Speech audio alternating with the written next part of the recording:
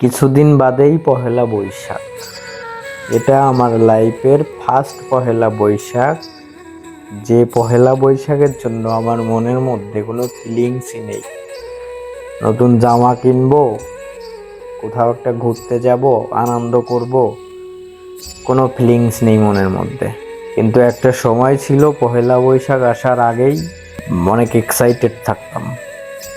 নতুন জামা হবে, নতুন জামা পরে ঘুরবো, একটা অন্যরকম আনন্দ কাজ করতো।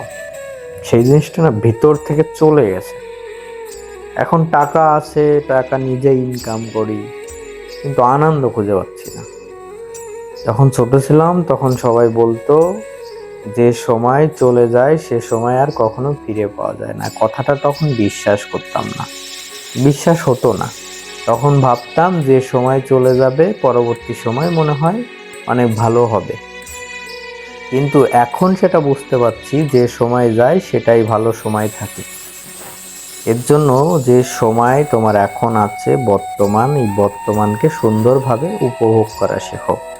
এই বর্তমান চলে গেলে আর ভালো সময় আসবে না, আসলেও সেটা ভালো লাগবে না। Thank you.